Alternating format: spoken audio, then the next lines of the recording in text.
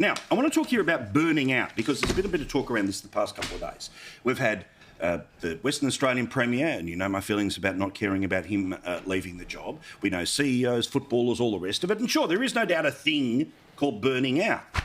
But Matt Canavan, I couldn't help but think about the person who may well burn out but doesn't work in a job that's privileged enough to pull the pin, doesn't have enough money to pull the pin. There are plenty of people who work the tools, and it doesn't matter what they are, be the scissors of a hairdresser to somebody deep down a mine. There are millions of Australians who are burnt out by running their small business, but the reality is they can't pull the pin because they don't have the money to. So I thought this was a very sort of front end of the plane conversation that's being run in the media about burnout and how we handle it. Yeah, it's a good point, Paul. I mean, look, it can be a high pressure environment in sports and politics, and that has a certain impact. And look, I mean, but you're absolutely right. I mean, the people who have to, go away from home in our fly out mining workforce, they spend ages away from their families. My father-in-law was an interstate truckie. When I first started dating my wife, I didn't see him for the first few months, even though I was around that place all the time, because he was never home. So they got it really, really tough for people like that, and they go completely unheralded. So good on you for raising that issue.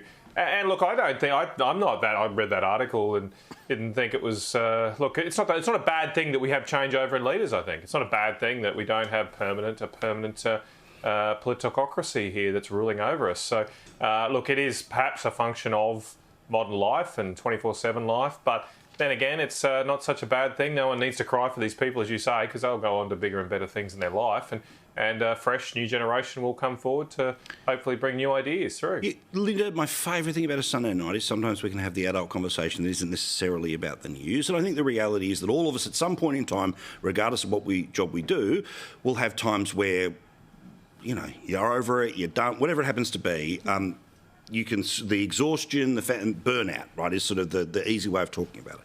But for the extreme majority of people, they can't walk away. So how do people better cope? I mean, are you the type of person who's my watch says I have to breathe, therefore I breathe? Are you the type of person who thinks you pick up the phone and talk to someone, you go to your boss? Like, how do you survive burnout?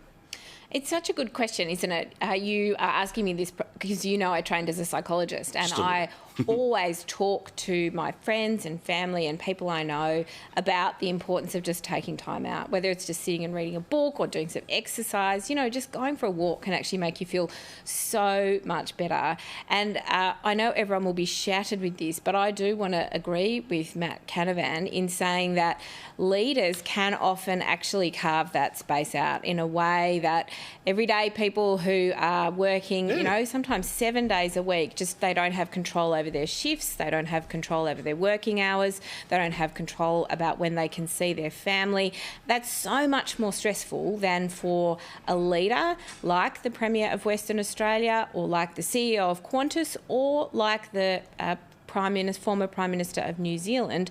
All, really good people, but they had control ultimately over when they worked and when they didn't. If you're running a fish and chip shop for 7 days a week, you don't have no that option. Control. And it makes such a difference to your mental health. Well, and it's this thing where look, I think that all of us are sort of old enough to remember when TV shows and it was all about raising awareness. We are now very much aware of mental health. We're aware of it in our organisations, we're aware of it in ourselves, we're aware of it in our own families.